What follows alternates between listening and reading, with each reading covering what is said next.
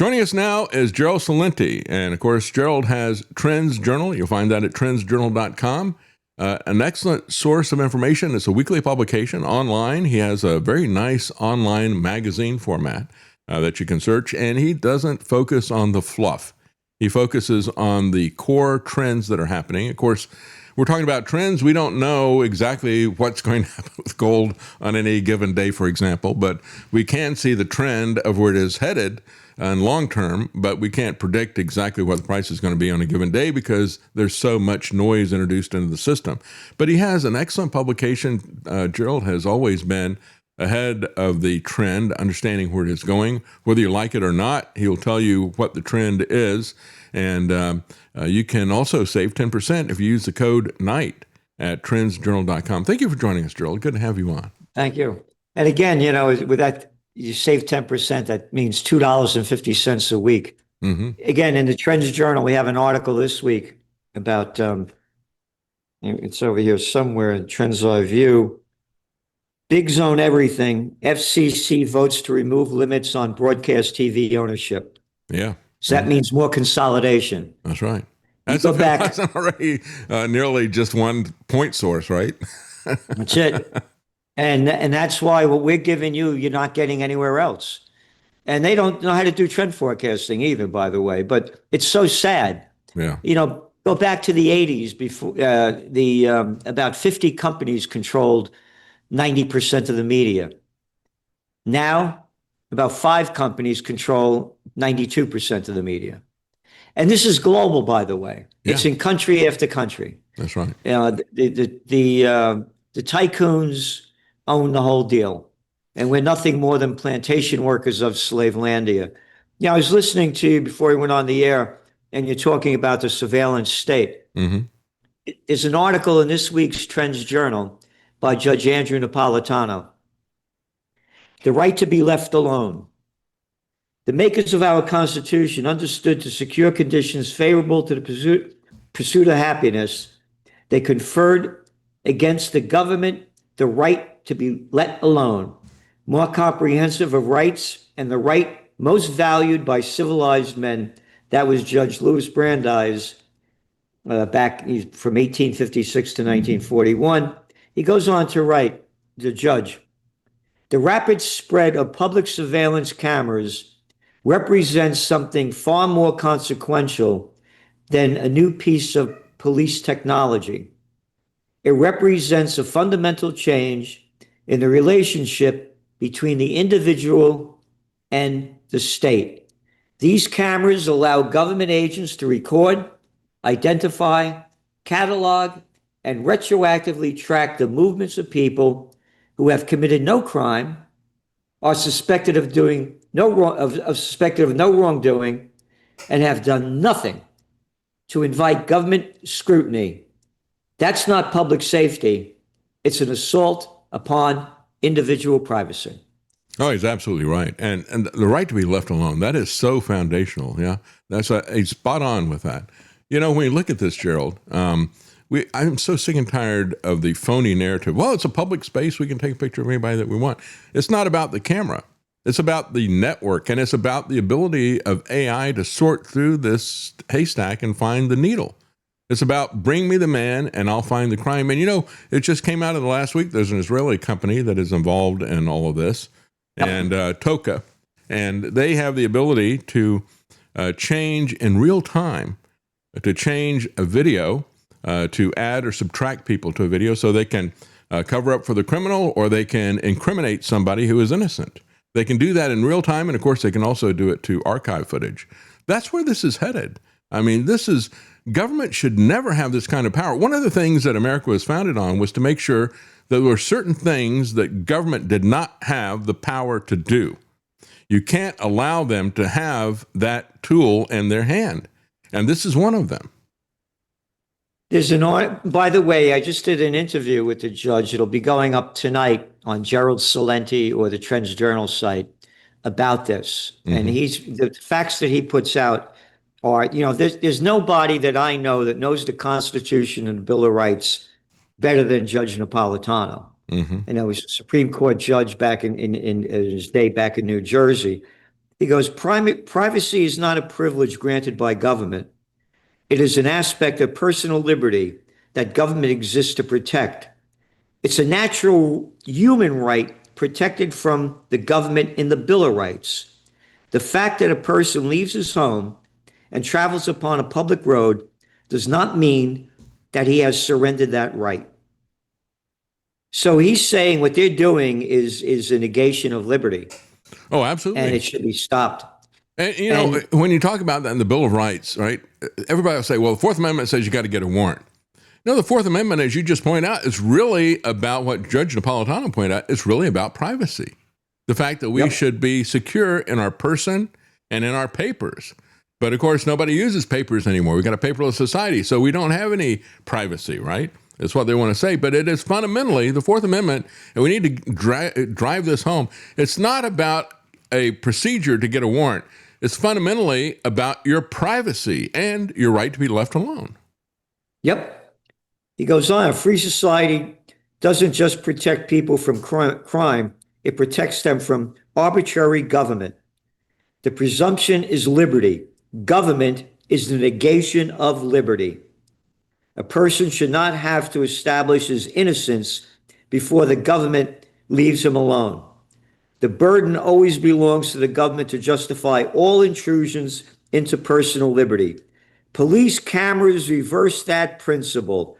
They collect information about everyone the camera views and leave it to the individuals to challenge the collections afterwards. Mm-hmm. The Constitution requires articulable suspicions connecting the person being surveilled to a legitimate law enforcement objective to justify public surveillance.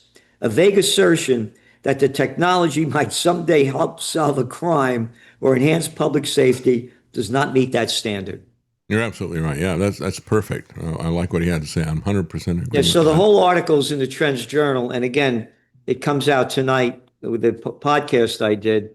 And there was an article. Yeah, people need to see that and the pass surveillance state, the surveillance state of America. Another article. This is in arstechnia.com, and it's a very, very important article. It begins with, imagine that you share a ride to work with the same colleague most mornings. As it passes by a license plate reader, the camera records the car, which can be linked through vehicle records to the registered owner. Beside it, another segment detects signals broadcast by devices traveling nearby, such as your phone and your colleague's smartwatch. And it just keeps going on. Yeah.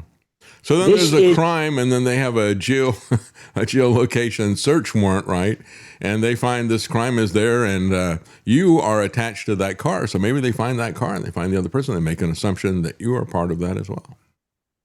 And you were talking about what AI is doing. Trends are born, they grow, they mature, reach old age, and die. Mm-hmm. AI is an infant. Yeah. That's it's scary. only born to the public, 4 years ago, 2022. Yeah. Now, you and I are old enough to remember the beginning of the internet revolution. Mm-hmm. When you had to put the discs in the thing to get your computer going, and you couldn't see pictures. People would move like this. Yeah. Oh, yeah. There were no such things as Zoom or any of that. That we are at the beginning of the internet revolution with the AI. This thing is love it, hate it, want it, don't want it, not the issue. It's what is. Mm-hmm. And it's going to be taking over the world in so many different ways. That's right. From robotics to on and on, self-driving automobiles. Go keep going through the list. And it's going to wipe out hundreds of millions of jobs. Mm-hmm.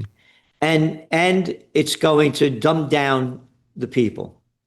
They're not going to read anymore. They're not going to write anymore. They're not going to speak anymore. AI will do it for them. I agree. Yeah. As a matter of fact, there was an article I just saw yesterday about concern within the medical community. They said, the medical students are turning to AI to help them with diagnosis.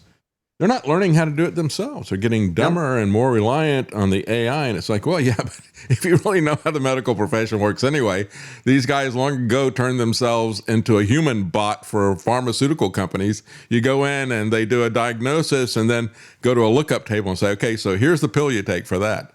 And so they've kind of gone down that road by themselves for quite a while now. So they're very easily replaced by a computer that can actually do the lookup code, but also do the diagnosis. The thing that they found that I thought was most interesting about that, Gerald, was the fact they said the general large language models like ChatGPT and these others, they said they were better at doing medical diagnosis than the purpose-built AI was at doing medical diagnosis.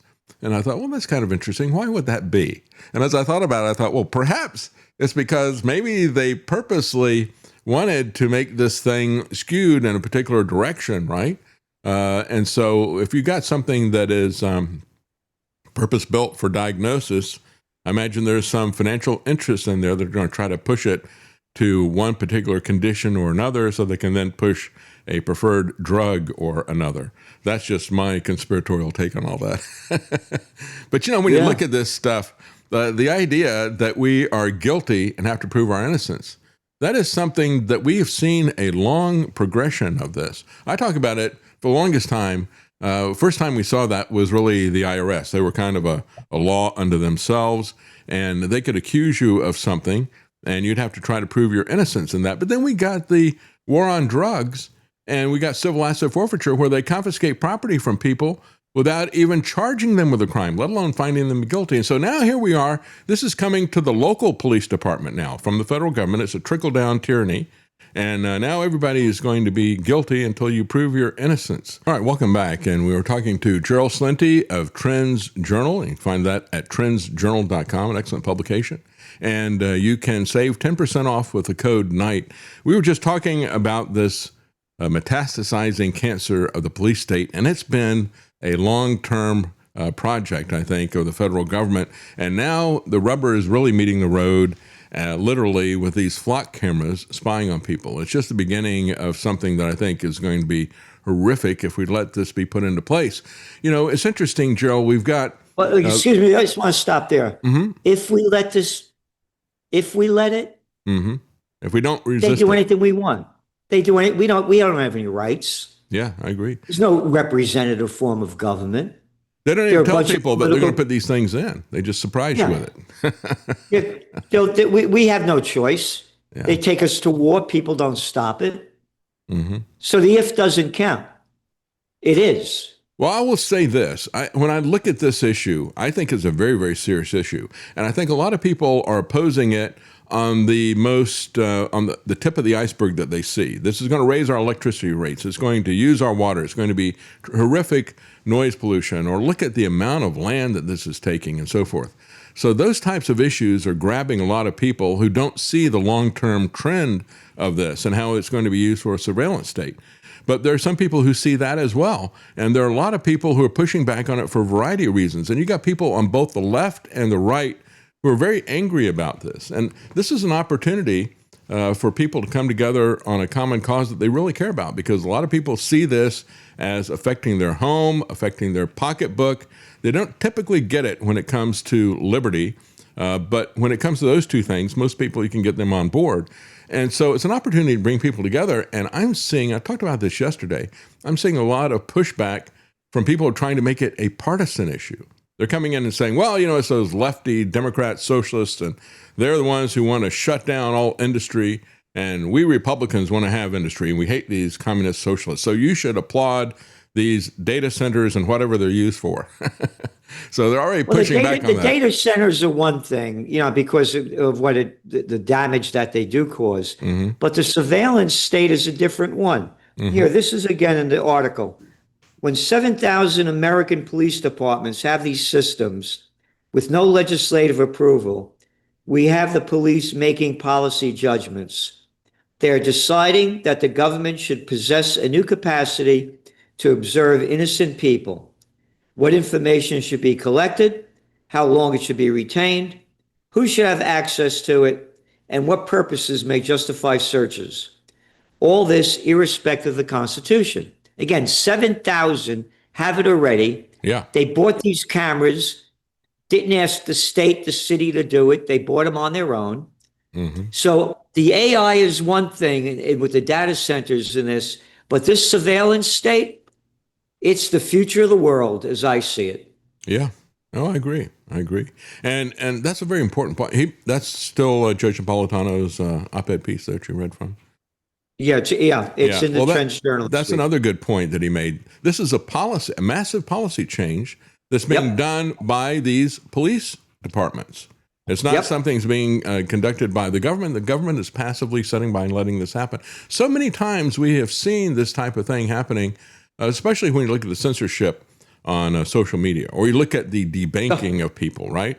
And they say, well, that's a private corporation. They can do whatever they want. And that's a big part of how they're rolling this out in America. In China, they just say, well, we want to have a police surveillance state, so we're going to have it. But here they have to come up with the idea that, well, this really isn't the government, even though it is, even though they are encouraging them to do this, even though they are paying them to do this. They say it's not us, it's the corporations that are doing this. And then what they're doing is they're putting together these the door cameras that people have on their homes. They're collecting every kind of camera that is out there, putting it on their network and connecting it at the same time. And then when people say we don't want that, because well, this individual with their home or this business wanted to have a surveillance camera there, so they contact us. We put it there, and it just becomes part of our network. Again, this is just going to keep escalating and escalating. Mm-hmm. And again, it's, you talk about the government, what they do. And remember, there's a thing called prohibition. Mm-hmm. I mean, look what they did with that kind of crap. Mm-hmm. You can't drink alcohol. Yeah. I mean, they make up any garbage that they want. Yeah. The COVID war, it's the surveillance state. You talk about China. When during COVID, where they had 3 years of zero COVID policy, you were totally surveilled. Mm-hmm. They knew everything you were doing, and if you did what they didn't want you to do, you'd get punished for it. Mm-hmm. And by the way, China destroyed their economy with that 3 years of lockdown. The real estate trends are born, they grow, they mature, reach old age, and die. After Bill Clinton brought them into the World Trade Organization 25 years ago, and many of the Western corporations went there, the economy boomed. Yeah. And they had a big housing boom. Some 30% of China's gross domestic product was from housing. Now they're in some 90 million vacant apartments because of the 3 years of zero COVID policy that destroyed the lives and livelihoods of hundreds of millions of the people, just like it destroyed the economy in America and in Europe. Yeah. It didn't come back. It'll come back. Man, they said it'll come back. It didn't come back. I'm up here in the Hudson Valley. I call it Death Valley. 9 o'clock at night, dead. Restaurants that used to serve at 10 o'clock, now they stopped serving at 9. Everything changed. So going back to China and going back to AI, they're going to lead the world in it. Mm-hmm. Mm-hmm. China, there's going to be a dot-com bust in America. You're talking about AI. Most of the world is going to the Chinese ones. They're cheaper and they're as efficient or more efficient than the American AI. They've overinvested in these companies. That's right. And you're talking about the data centers, that the trillions of dollars they're investing in these things. Yeah. Yeah, just look at NVIDIA. They just had this massive call for more corporate debt. There's an article on their head saying this is scaring people on Wall Street. It's like if this leading company is out there hawking everything, and this is one of the points I talked to a state representative from Iowa last Friday, and she had seen this problem with the data centers and other things like that, and she came out with some common sense legislation. Said, look, we want to have a state law that says when you're going to come in with this, you tell us what you're going to be doing in terms of how you're going to provide your electricity, how much water you're going to use, and so forth, right? Just transparency about what you're going to do. There was absolutely no prohibitions or regulations involved in it, except just tell us what you're going to do. Google said, we're not going to tell you how much water we use. That's a proprietary issue. They got that shut down. She said it passed easily out of committee, but then the leadership of the Republican Party shuts that down because they're controlled, right? And so that's Well, the way they're all these things. controlled. That's right. If And they were so, both sides are controlled. yeah, that's right. And Both so sides are controlled. when you look at this, they won't even tell people what they're going to do with this. That's a big red flag. But one of the other things that she said, and the reason I brought it up, Gerald, was because you're talking about China is going to win on this thing. You look at Anthropic and versus DeepSeek, which just came out. Anthropic, for the same thing, will charge you 100 times more. So they'll do something for 3 cents at DeepSeek that'll cost you $3 with Anthropic. And so her point was, what happens? Because not every one of these companies is going to win in this contest, right? You're going to have some winners and you're going to have some losers. What happens when they build these massive data centers? They destroy everything that was there before. They destroy the community. They destroy the farmland and so forth. What happens when they go out of business? What's the next big rust belt going to look like when these AI companies go out of business? And that's just a part of it. Look at what happens to the stock market. Again, we are forecasting that the market crash could happen by the end of October. This thing is way overvalued. It's a joke. The big zone at all. People are gambling in it. And again, you just made the point about the difference between DeepSeek and the other one, and how cheap it is. And again, you look at the data. The world is using the Chinese. And again, this trend has just been born. It's going to go way beyond it. You know, I also want to talk about the when the markets crash, that's going to bring the reality of how bad the economy is in America. Yeah, you're right. There's no relationship between Wall Street and Main Street. Again, 1% own 54% of the equity markets. You put the 10%, 93%. Well, 10% of Americans are responsible for something like 50% of all the spending in America. 10%. Yeah. You look at there's an article in this week's Trends Journal about the sales going down in McDonald's. And we write about it because of who their customers are. And it's the lower middle class. Yeah. They're going broke. That's right. And it isn't that they've gone on a health trend. They're not aware of what's going on at McDonald's. They just can't afford it anymore, right? Homeowners Association foreclosures soar. U.S. lumber prices are at the highest in 4 years. McDonald's sales growth slowed in second quarter. Again, we just put this information in here to show how bad it is. And then you got some arrogant piece of crap worth about $700 million. The guy that's our Treasury Secretary. Oh, yeah. Bessent. Scott Bessent. He came out last week and he said, I can say here definitely the K-shaped economy is over. Yeah, right. Yeah, this is a guy who, and you talk about Scott Bessent. This is a guy that MAGA would typically hate. He was Soros's right-hand man to break the Bank of England, right? Why does MAGA defend this guy and like this guy? Not only that, but, you know, he's got a homosexual marriage and they've adopted kids and so forth. But the conservatives don't see any of that. They've got their blinders on for everything about that. They don't criticize him for being, so that'll be fatal issue for anybody else other than someone who's appointed by Donald Trump. Yep. So that slime ball who spews out this crap. This is from CNBC yesterday. Credit card debt climbs to $1.26 trillion. You ready? As K-shaped divide persists. New York Fed researchers find. Hey, Bessent, New York, the Fed researchers are full of crap. They say there's a K-shaped economy because of the facts. This is the same arrogant slime ball who keeps trying to rig the markets with his crap. That you ready? Again, it's in your economic update. He also squawked on CNBC last Tuesday that there was a deal Tuesday or Wednesday to open up the Strait of Hormuz. Yeah. Yeah. We are in talks now with the Iranians. And then repeat that They on were Friday. not in talks with the Iranians, you lying piece Yeah. of scum. That's The right. Iranians said you weren't in talks. Shut up, Celente. I'm a millionaire. I'm a millionaire. Yeah, that to you, Jack. Let me go on. This is the scum spewing out of this scum's mouth.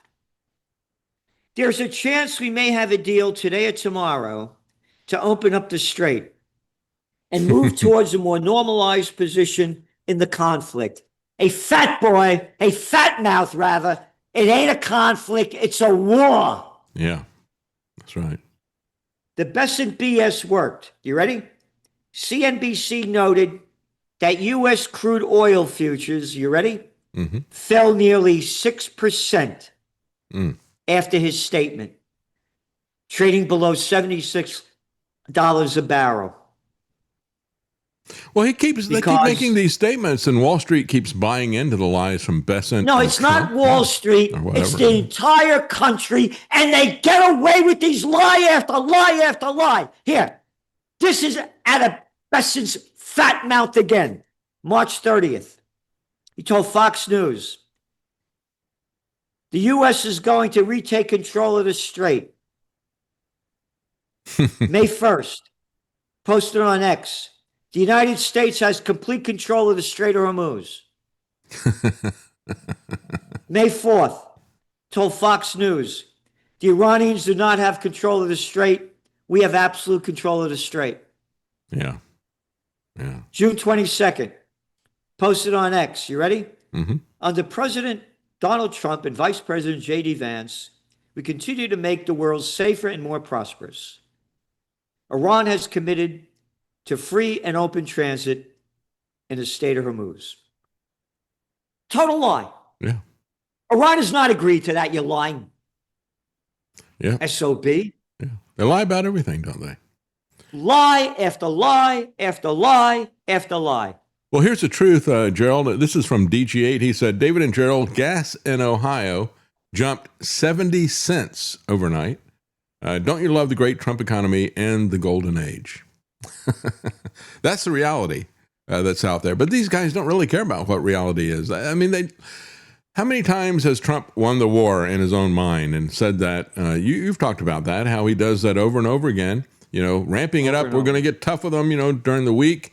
And then over the weekend, he pulls it back so the stock market recovers on Monday. And it just keeps working. And they gamble on the market. And it's this just came out from the Times of Israel before we went on the air. Trump declares U.S. will maintain blockade of Iran ports, has total control over Hormuz. Quote, this is Trump. The USA has total control of the Strait of Hormuz, and this is now in all caps. I think we will keep it. Exclamation point.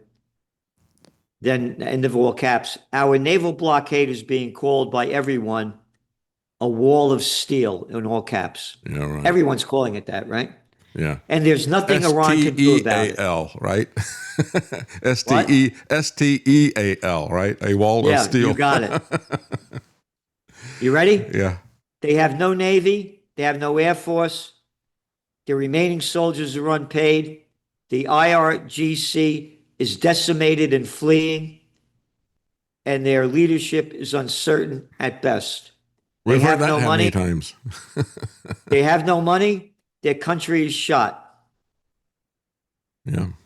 How many times have we heard that narrative? I opened up the program, Gerald, with a report that's come out from Washington Post and has been confirmed by the journalists who were on the plane about how when Trump was coming back from the NATO summit in Turkey, he was concerned about being attacked. So they had the Secret Service tell all the the reporters and all the White House staff even, close the shades on all your windows, right? They didn't want them to see what was happening. What was happening was Trump was sneaking out of the plane, got on a catering truck, and he and Hegseth, these guys that tell us the Iranians have no missiles, they have nothing that they can shoot with, these two guys got on a third plane and flew to England.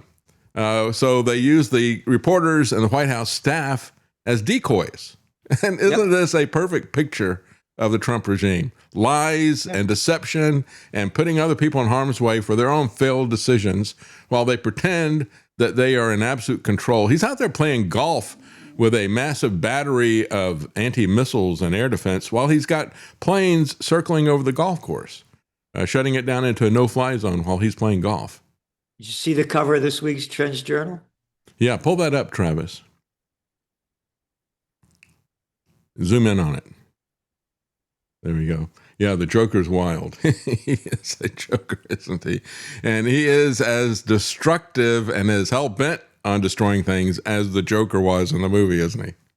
Yep. He writes, this is from today. Trump said, quote, all they have is, in caps, fake news and 300% inflation and getting worse. Iran is all talk, no action. The bully of the Middle East is no longer a bully. Praise be to Allah. Oh. Yeah. You're losing the war. Yeah. America's lost the war. Yeah. The numbers that are coming out, it's cost we, the taxpayers, the war has cost about $130 billion because of the destruction that Iran has caused in blowing up U.S. military bases throughout the Middle East. It's military, it's equipment, the structures, the numbers, and all the other money spent with the war. The numbers are now, I'm seeing, between 130 to $150 billion. Yeah, and Hegseth is lying to Congress under oath, telling them it's about a quarter of that. Yeah. Yeah. Truly is amazing what these people can get You don't away see with. one picture, not one photo of the destruction caused by Iran. That's right. That's right. Not one. At the very beginning of this, Scott Ritter and retired Colonel McGregor were both pointing out exactly what was happening. And, I've talked about it many times. He's a professor out of University of Chicago. His name is Robert Pape. He wrote a book called Bombing to Win, where he looked at this fantasy of America being able to win wars with air power that was kind of born out of World War II. And he said, when you start bombing civilian populations, like Trump says, well, civilization is going to end tonight. When you start doing that type of thing, what you do is just the opposite of regime change. What you do is you drive people to that regime for protection, even if that regime is the Ayatollahs. And it is a losing strategy. He said the winning strategy is what the Iranians were doing from the very beginning, and that is targeting the eyes and ears of these defensive missile systems and targeting the military bases. That's what they were doing. Yep. And again, we've been writing about this for decades. There's no way you're going to beat the Iranians. If you couldn't beat the Vietnamese, you lost the Korean War. Oh, no, we made an agreement. Yeah, I forgot. Yeah, it's North Korea. There's a North Korea now, right? You couldn't win that one. And they basically bombed it into World War II. Gaza, Vietnam, third world country. Iraq, you couldn't beat another third world country. You couldn't beat the Afghans, another third world country, longest war in American history, 20 years. What makes you think you're going to beat the Persians that are very advanced scientifically, technologically, and militarily? Yes. And you got a lot of people making the case, Gerald, that this is different than Vietnam. Everybody understood Vietnam was a defeat by the government, but they didn't see it as a powerless America, right? They still respected America's power. What Trump has done with this war is he's basically ending the idea that America can protect other countries, that America can be the peacekeeper and the world's policeman, especially in the Middle East, which in the long term I think is a positive thing. Of course, it's going to have a lot of repercussions in terms of our position in the world, and it's going to be something that's going to cost Americans even more because we have been profiting off of this fiction of American hegemony. And now people have looked at it and said, this is a paper tiger. Again, the business of America is war, and the business of China is business. Yeah. China's leading the world, not only in AI. Who's the biggest EV developer? China's got the world EVs. Who's got the best batteries? Who has the best clean energy and alternative energy? The list keeps going on.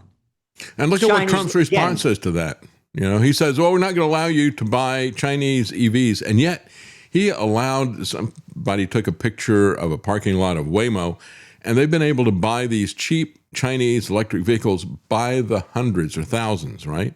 But you, as an individual, are not allowed to have a cheap EV. No. Yeah. Again, you got to put the trends, where we are. Tracking trends is understanding where we are and how we got here to see where we're going.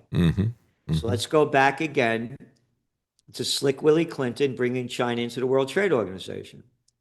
25 years ago, they were a third world country. The Western manufacturers gave China all the heavy industry and high technology that they never had. Yeah. And now there are 1.4 billion of them. They're very intelligent people. They don't need the West anymore. You look at the numbers about how General Motors and Ford and Volkswagen and BMW and Porsche, how they were making all this, one company after another, the luxury items that they were all flooding into China. And the Chinese people, as they had these jobs, they kept buying more and more things. Not anymore. They don't need you anymore. They're making it on their own. And of course, not only did they give them the technology transfer, but they also gave them in 2015, when they came with this Paris Climate Accord thing, they gave them a tremendous advantage in terms of the cost of energy, right? So everybody else had to start playing this fantasy game, which they just threw out the window with the data centers, right? So you can't use any energy, right? All of a sudden they did a quick 180 on that, didn't they?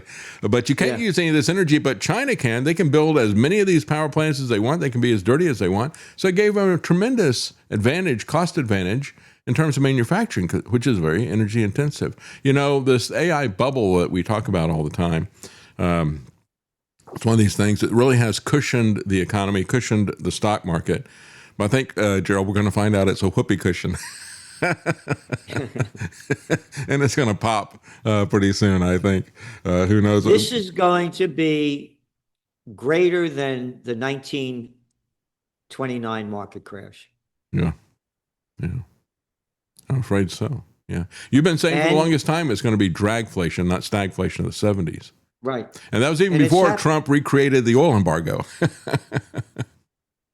And again, they're doing now as we went on the air, Brent crude, again, when the lying Besant spewed out the crap last week, it was $76.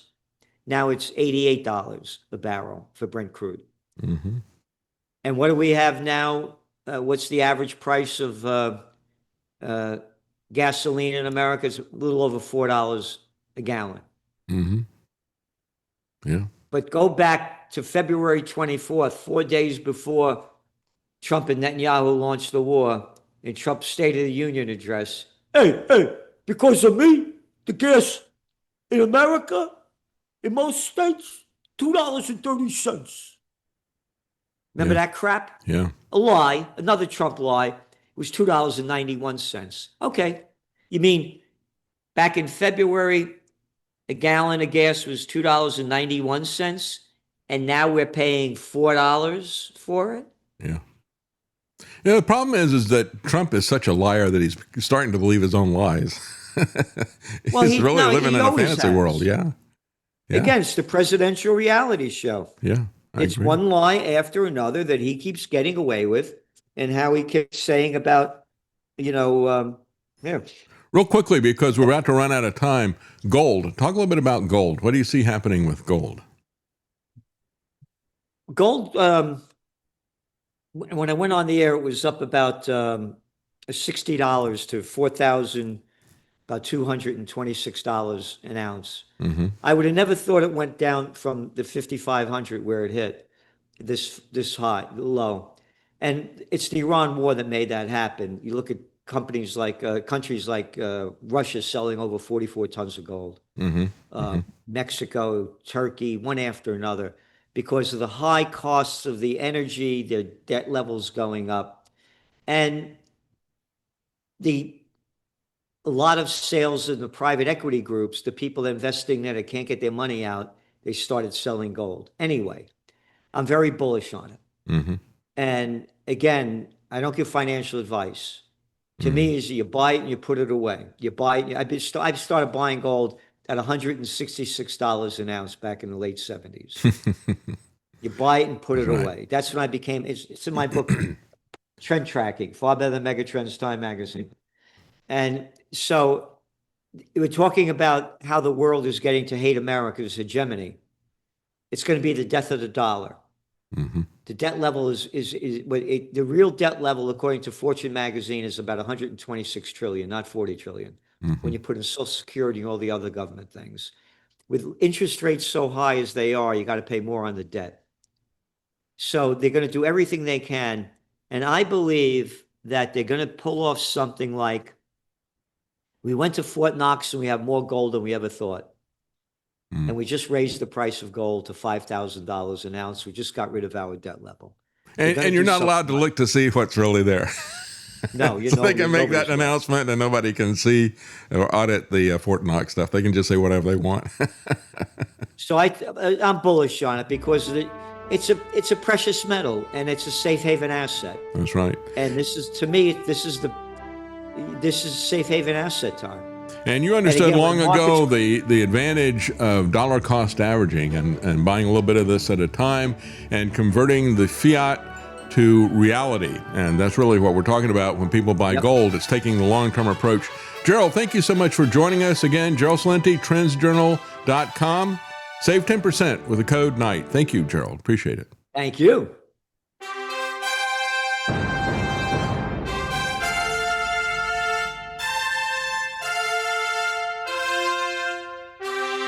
The common man. They created Common Core to dumb down our children. They created Common Pass to track and control us. Their Commons Project to make sure the commoners own nothing. And the communist future. They see the common man as simple, unsophisticated, ordinary. But each of us has worth and dignity created in the image of God. That is what we have in common. That is what they want to take away. Their most powerful weapons are isolation, deception, intimidation. They desire to know everything about us while they hide everything from us. It's time to turn that around and expose what they want to hide. Please share the information and links you'll find at davidknightshow.com. Thank you for listening. Thank you for sharing.